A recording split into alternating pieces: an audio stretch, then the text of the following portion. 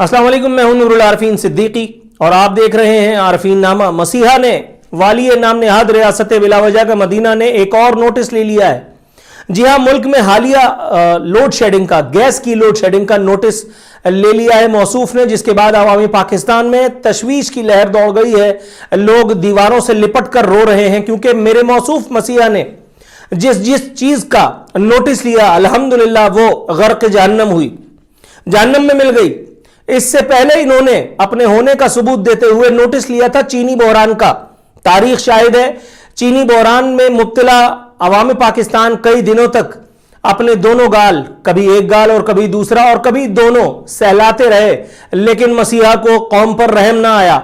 चीनी 110 रुपए तक गई, लेकिन मसीहा को वो ना आई जो ख्वाजा आसिफ कहते थे।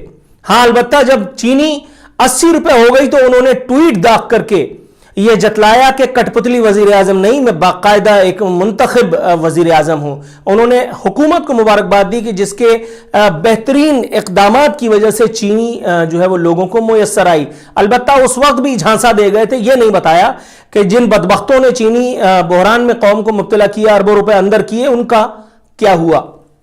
गैस की लोड शेडिंग की प्रेडिक्शन मेरे मौसूफ ने बहुत पहले कर दी थी। उन्होंने बता दिया था कि सर्दियों में गैस का बहुत बड़ा बहरान आने वाला है। मेरे मसीहा का, मेरे मुंतखब वजीर आजम का काम महज पेशन गोइयां, मनहूस किस्म की खबरें कौम को देना है, लेकिन उसके आगे बंद बांधना, उन बहरानों से कौम को निजात दिलाना, अल्लाह का शुक्र है उससे मुकम्मल तौर पर फारिग हैं।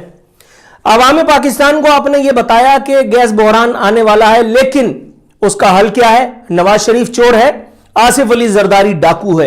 आज ही मैं खबर पढ़ रहा था, मसीहा ने अपनी कैबिनेट को, कैबिनेट मेंबर्स को और मुंह चढ़े अराकीन पार्लियामेंट को मीडिया पर, मीडिया चैनल्स पर, मुख्तलिफ प्रोग्राम्स में, मुख्तलिफ करंट अफेयर एंकर्स, नाम नेहाद फुलटॉस एंकरान कराम के प्रोग्रामों में अपियर होकर के और उज्र लंग तराशने की हिदायत जारी की है। जाहिर है उससे अपना पेट भी भर जाएगा कौम का, यानी कि, और अपनी सियासत का जवाब भी तराशा जाता रहेगा। बताया जाता रहेगा कि दर हकीकत चीनी, आटा और पेट्रोल और उसके बाद अब ये गैस का जो बहरान है, दर हकीकत नवाज शरीफ दौर की नहूसत है जो हम झेल रहे हैं, और उसकी वाहिद वजह यह है कि आसिफ अली जरदारी डाकू और नवाज शरीफ चोर था।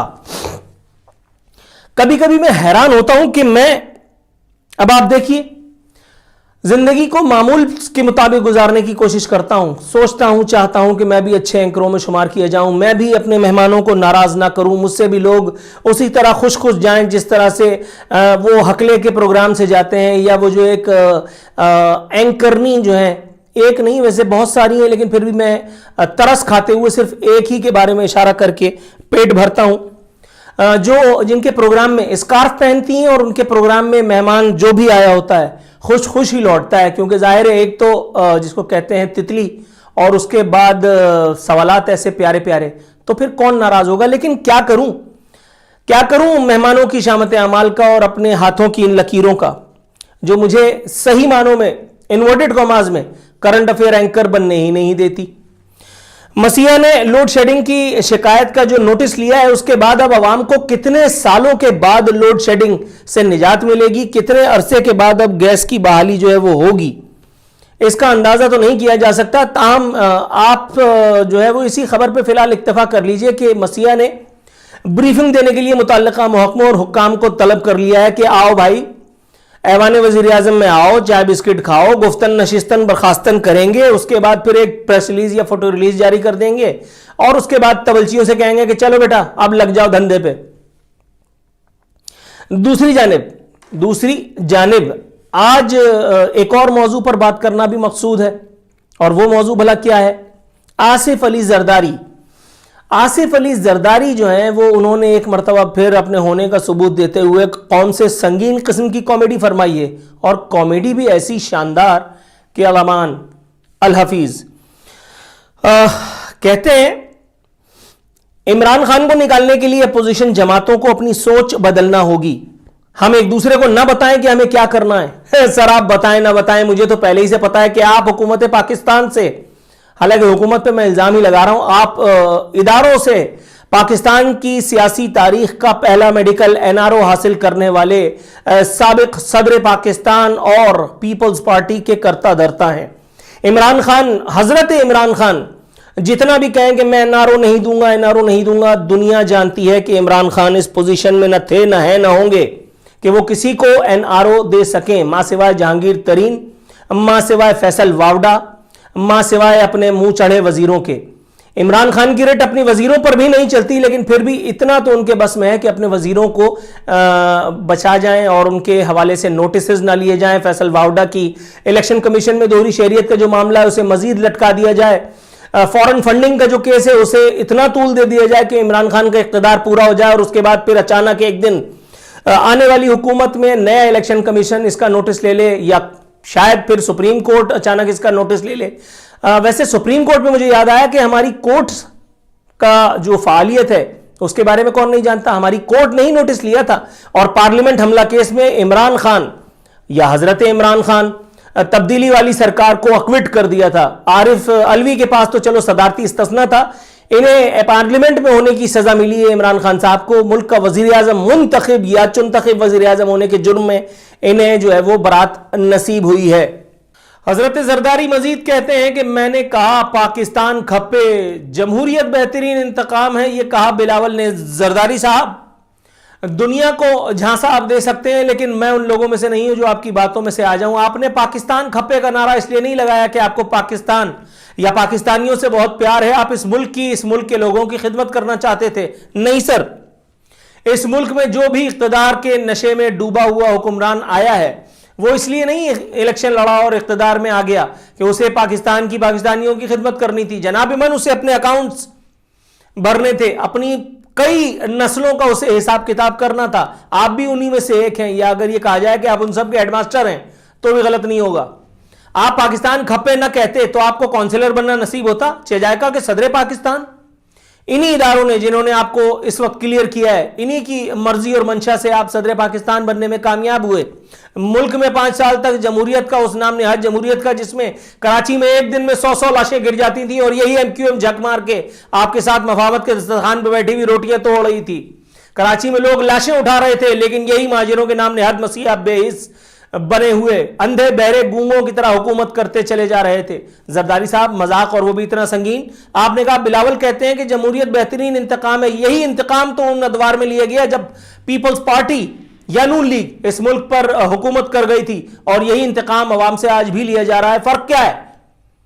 صرف یہ کہ اس وقت اقتدار کے ایوانوں میں عمران خان اور ممنون حسین عارف علوی نہیں تھا, آج ہے. اس وقت آپ تھے, یوسف رضا گیلانی تھے, کوئی اور تھا, نواز شریف تھا, ممنون حسین تھا, یا مطلب سانو کی فل ٹاس, اور وہ بھی مجھے. اللہ آپ کو نیکی دے. مزید فرماتے ہیں ہر شخص امید لگائے بیٹھا ہے کہ بھٹو کی پارٹی آئے گی. یہ کون گدھا ہے؟ یہ کون اللہ مارا ہے؟ اللہ تعالیٰ اس کو جہنم رسید کرے. یہ کون آدمی ہے جو امید لگا کے بیٹھا ہے کہ ملک میں بھٹو والوں کی حکومت آئے گی؟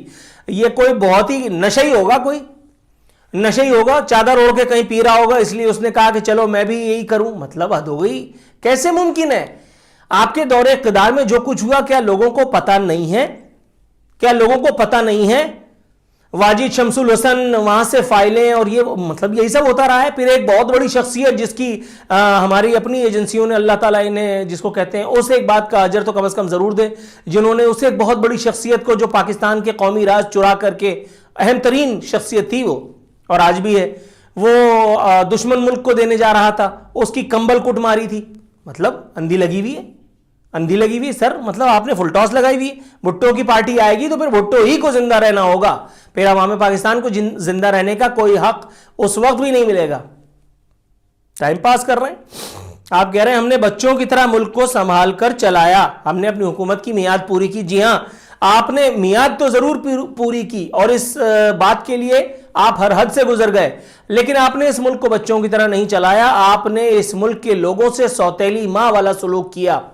یہ آغاز حقوق بلوچستان نام کا ڈرامہ, یہ 18ویں ترمیم کا ڈھونگ آپ نے اس لیے رچایا کیونکہ آپ کو 18ویں ترمیم کے ذریعے پیپلز پارٹی کی آنے والی یہ جو حکومت اس وقت موجود ہے اس ایک وقت میں آپ نے اس کے گرد ایک جال بن دیا تاکہ اس سے تحفظ فراہم کیا جا سکے.